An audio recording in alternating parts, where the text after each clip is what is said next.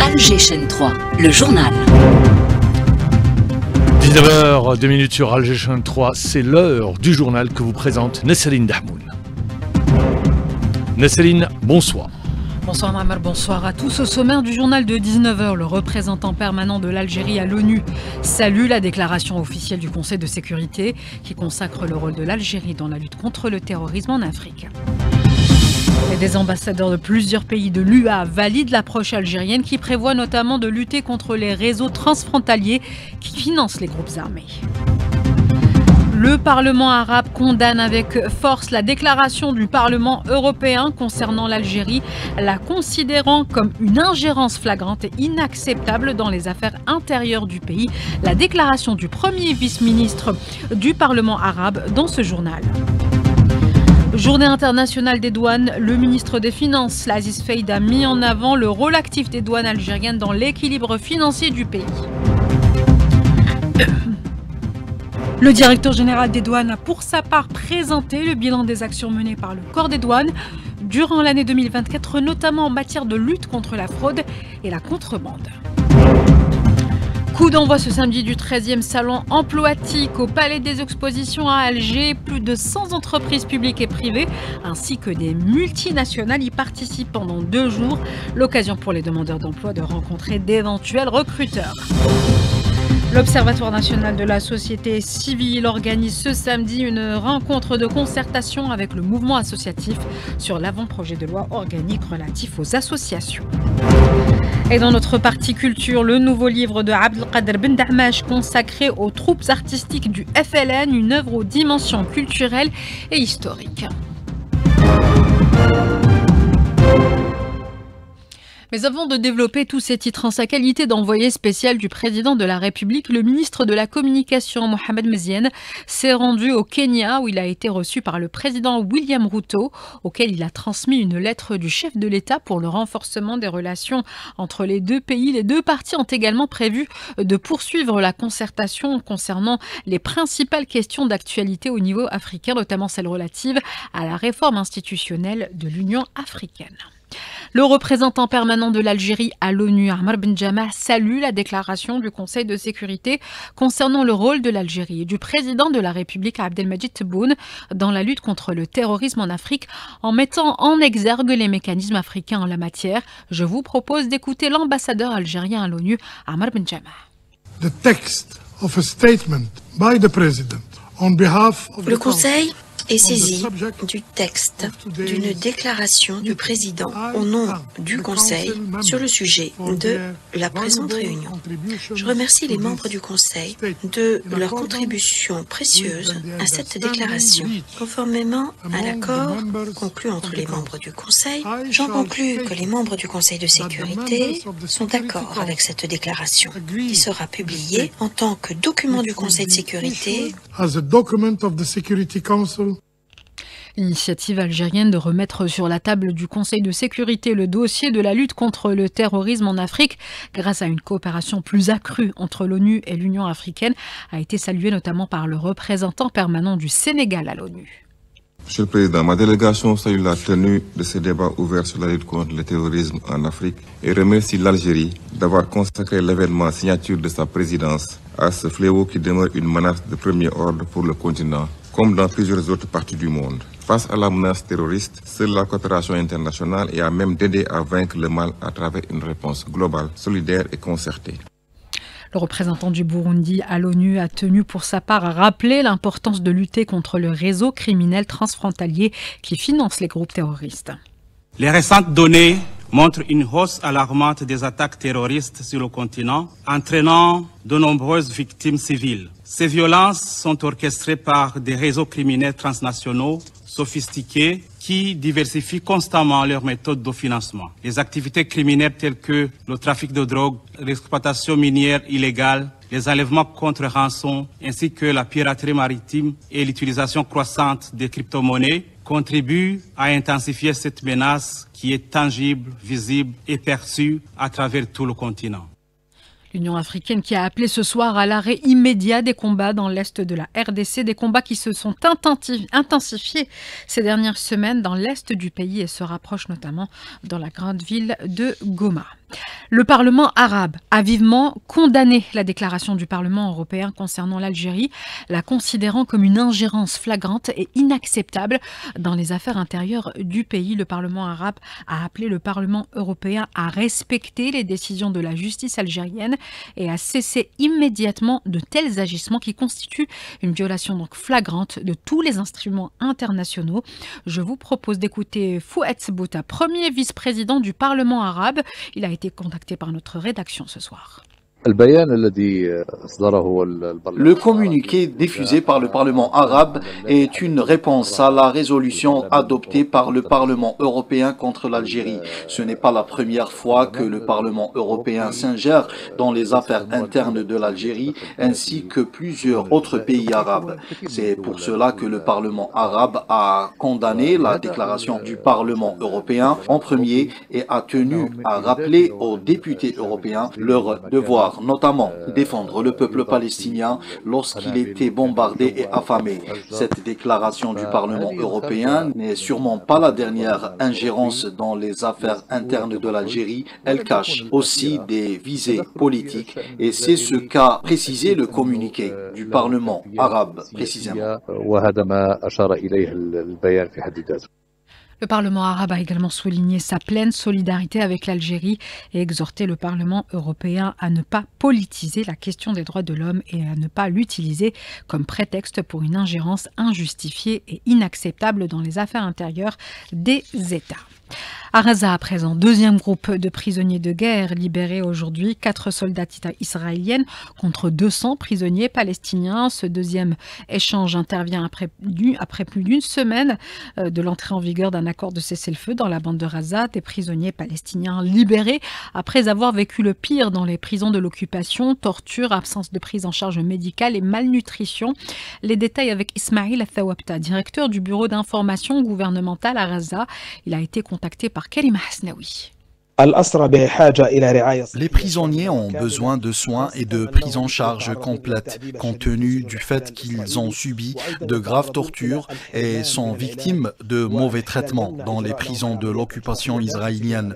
Ils sont privés de soins et de leurs droits. Aussi, l'occupation interdit de pratiquer les opérations chirurgicales sur ceux qui en ont besoin. Et cela est inscrit dans le protocole inhumain israélien en cours dans les prisons. Et vu que la résistance palestinienne a réussi à libérer ces prisonniers héroïques, nous travaillerons dur pour les aider et les accompagner pour qu'ils puissent pleinement vivre leur vie. L'ordre d'occupation qui retarde ou carrément bloque l'entrée des aides humanitaires alors que plus de 250 000 réfugiés dans la bande de Gaza attendent des tentes pour s'y abriter.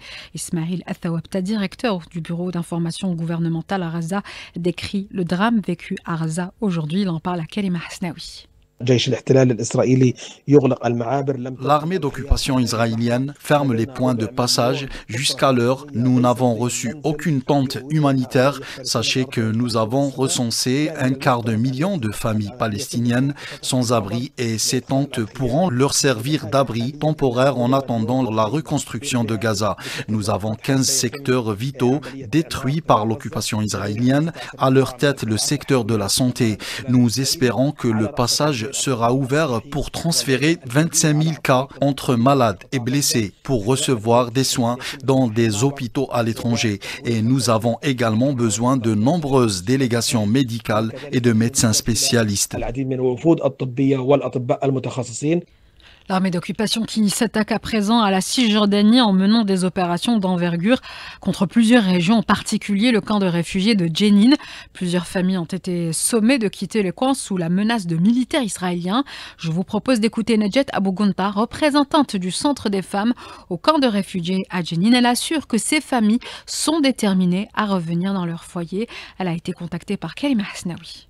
Ils ont donné 2 jours de délai pour que les habitants de ce camp sortent de leur maison. Sinon, ils vont bombarder et détruire les maisons sur leur tête. On était forcés de sortir. Les gens ne voulaient pas sortir de leur maison, mais ils étaient forcés. Ils avaient des personnes âgées, ils avaient des enfants, ils avaient leur famille. Les forces israéliennes ont commencé, ça fait plus de 2 jours, de bombarder les maisons, les quartiers aussi. On ne sait pas si notre quartier est détruit ou pas. Les gens sont sortis sans rien du tout. Nous étions obligés de sortir de notre camp, mais nous reviendrons, Inch'Allah.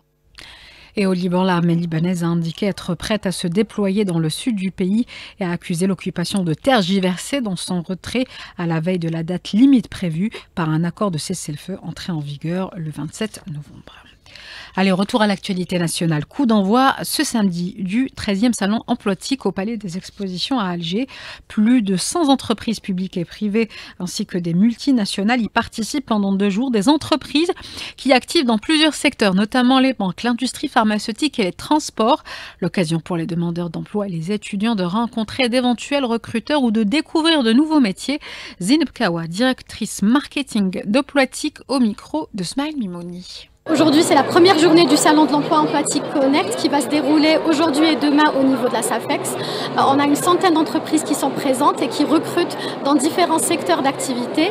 Nous avons déjà des milliers de candidats qui sont présents pour ce salon. On attend plus de 10 000 pour les 2 jours. Donc cette matinée déjà, nous avons constaté qu'il y avait des entretiens qui se déroulaient dans les différents stands des entreprises. C'est un point très positif. C'est un rendez-vous très attendu par les chercheurs d'emploi qui leur permet de rencontrer directement des recruteurs, découvrir des métiers et pourquoi pas décrocher une opportunité d'emploi. Une des nouveautés cette année, c'est qu'on a des masterclass qui sont prévues durant les 2 jours du salon. Ça va permettre aux candidats de rencontrer des experts, de se former, de se préparer au marché de l'emploi et d'améliorer leur employabilité. Clôture ce samedi également avec succès du Salon international des cosmétiques à Alger. Plus de 40 000 visiteurs enregistrés pendant 3 jours. Des partenariats ont également été signés entre plusieurs opérateurs présents en Algérie et à l'étranger. Bilan du Salon Cosmetica avec Ait Mengelet Souhila, membre du comité d'organisation de ce salon, au micro de Soraya Rzlen. On ne s'attendait pas à recevoir un nombre important de visiteurs qui a dépassé les 40 000 visiteurs. Même nos exposants ont pu rencontrer de nouveaux fournisseurs, découvrir les dernières innovations, établir des partenariats. Même par rapport aux visiteurs, ils ont pu découvrir de nouvelles marques, de nouveaux produits qui sont actuellement sur le marché. On vise vraiment l'exportation. Le but vraiment du salon, c'est vraiment de booster et d'encourager la production algérienne, de booster l'économie du pays. Grâce à Cosmetica North Africa, tous les producteurs ont pu faire des partenariats avec des sociétés étrangères spécialisées dans tout ce qui est industrie cosmétique, dans tout ce qui est machines, matières premières, emballage. Et d'ailleurs, l'industrie locale des cosmétiques a connu un véritable boom ces dernières années en arrivant à satisfaire plus de 70% de la demande nationale. À ce propos, le ministre du Commerce, Taïb Sitouni. S'agissant du domaine des cosmétiques, on importait autrefois pour une valeur de 500 millions de dollars. Aujourd'hui, ce chiffre a atteint 58 millions de dollars. Le secteur des cosmétiques a connu un boom en matière de production et de création des postes d'emploi. 250 entreprises ont participé à la 3e édition du Salon international des cosmétiques. C'est une fierté pour notre pays. Le domaine des cosmétiques a réussi à satisfaire 70% de la demande nationale. À la veille de la journée mondiale des douanes, le ministre des Finances a mis en avant le rôle actif de la douane algérienne dans la promotion de l'économie nationale et le renforcement de l'équilibre financier en Algérie, tout en enregistrant d'importantes avancées en matière de numérisation. Le directeur général des douanes a pour sa part présenté le bilan des actions menées par le corps des douanes durant l'année 2024, notamment en matière de lutte contre la fraude et la contrebande. La direction générale des douanes a signé aussi ce samedi 4 accords de coopération dans plusieurs secteurs, notamment avec Sonatrach et la Direction générale des forêts. L'Observatoire national de la société civile a organisé ce samedi une rencontre de concertation avec le mouvement associatif concernant l'avant-projet de loi organique relatif aux associations. Le président de l'ONSC, à savoir l'Observatoire national de la société civile, Noureddin Boubrahim, a souligné que cet avant-projet de loi confère à la société civile un rôle actif en matière de gouvernance. Il a été contacté par Smile Mimouni. Le projet de loi organique lié aux associations est un élément fondamental pour dynamiser le rôle de cette dynamique citoyenne et associative pour la contribution de la représentation citoyenne. Le partenariat par rapport aux questions de gouvernance locale ou les questions de participation dans l'élaboration des politiques publiques pour réaliser l'objectif de la démocratie participative préservée dans la Constitution de 2020 avec la volonté politique de M. le Président de la République. L'Observatoire a lancé une large concertation aujourd'hui et qui a mobilisé plus de 7000 associations à travers les wilayas et également l'ouverture d'un lien sur la plateforme numérique de l'Observatoire pour collecter des avis de la société civile sur cette loi organique. Nous allons finaliser ce travail avec une commission, des experts et des juristes qui va collecter, analyser ces avis, ces contributions pour préparer notre rapport et l'envoyer à la présidence de la République le 4 février. Et enfin, dans notre partie culture, le nouveau livre de Abdelkader Bendamech consacré aux troupes artistiques du FLN, une œuvre aux dimensions culturelles et historiques. Les détails avec Nadia Sessi. Abdelkader Bendamech a conçu, encadré et réalisé un ouvrage produit par le ministère de la Culture et des Arts suite à une instruction du président de la République Abdelmajid Tebboune dont le titre نجوم الثورة في مسيرة المجد الفرقة الفنية لجبهة التحرير الوطني, les étoiles de la révolution dans le parcours de la gloire, la troupe artistique du FLN. Cette idée est celle du président de la République Abdelmajid Tebboune qui a à un moment donné, le 8 juin 2022, a suggéré au ministère de la Culture d'écrire ou de publier un livre sur les membres de la troupe artistique du FLN. Et c'était un manque criard qui existait dans notre pays, un manque aussi dans la mémoire de ces grands moudjahids qui ont consacré une partie de leur vie et qui ont aidé la révolution algérienne à se faire à travers les pays amis, à travers les pays frères qui nous ont aidés pendant la lutte de libération nationale. C'est 52 personnes, ces 52 artistes qui ont participé à cette initiative. Abdelkader Bendamech est natif de la ville de Mostaganem où la poésie melhoun est l'essence même de la plupart des textes cherbi. En sa qualité de journaliste, écrivain et producteur d'émissions, il consacre de nombreuses publications pour retracer les parcours des artistes qui se sont distingués dans l'histoire du patrimoine musical algérien, à l'exemple du pionnier de la musique algérienne, El Hadj Mohamed El Anqa, dont le titre Cheikh El Hadj Mohamed El Anqa au panthéon patrimonial de la chanson cherbi. Abdelkader Bendamech qui sera l'invité de 100% culturel demain à partir de 9h avec Linda Tamdrari. Voilà, c'est la fin de ce journal réalisé par Hafid Medja à la technique, Yassine au streaming, un autre Yassine, Nesrine à la régie. Restez avec nous, la météo c'est tout de suite avec Amin Mounir.